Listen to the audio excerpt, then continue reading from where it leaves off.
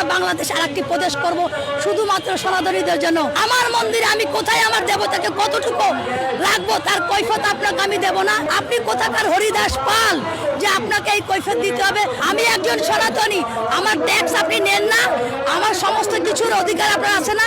তাহলে আপনি যখন নিচে মসজিদ থাকার পরেও রাস্তায় যখন নামাজ পড়েন, তখন আমরা কি কখনো বলেছি যে এই রাস্তায় নামাজ পড়া যাবে না?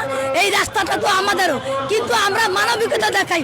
আপনাদের মধ্যে কোনো মানবিকতা নাই।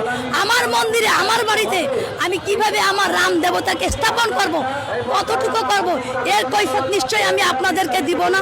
আপনি কোথাকার হরিদাস পাল যে আপনাকে এই কৈফিয়ত দিতে হবে? আপনাদের বলতে চাই, এই বাংলাদেশ আমার, আদি বাংলাদেশ আমার। আপনারা যদি বেশি বাড়াবাড়ি করেন, আমরা কিন্তু বিভিন্ন মানবতা, বিভিন্ন বিশ্বের দেশ থেকে সাহায্য চেয়ে আমরা বাংলাদেশ আরেকটি প্রদেশ করব শুধুমাত্র সনাতনীদের জন্য। আমরা কিন্তু সেটা চাই না। কিন্তু আপনারা যে ব্যবস্থা করতেছেন, একসময় কিন্তু এরকমই হবে, সনাতনীদের আলাদা একটি প্রদেশ হয়ে যাবে। তাই বলতে চাচ্ছি, এখনো ভালোই অতীতে যেরকম আমরা হিন্দু, মুসলিম, খ্রিস্টান, বৌদ্ধ মিলে একত্রিত থাকতাম, এখনো আমরা থাকতে চাই।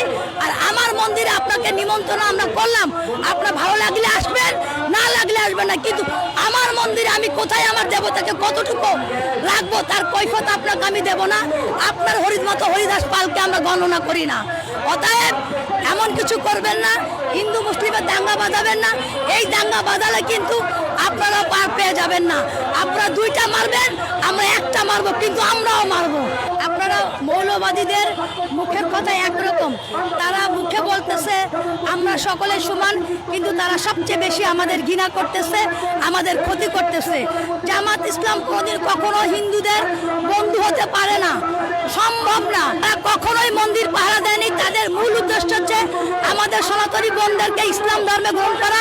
তাদের মূল উদ্দেশ্য হচ্ছে আমাদের সম্প্রদায় টাকা লুট করা। তাদের মূল উদ্দেশ্য হচ্ছে আমাদেরকে ধ্বংস করা। তাদের মূল উদ্দেশ্য হচ্ছে সনাতনী সম্প্রদায় বিলুপ্ত করা। আমি তো নিরাপত্তা পাচ্ছি না, আমার সন্তান কোথায় নিরাপত্তা পাবে?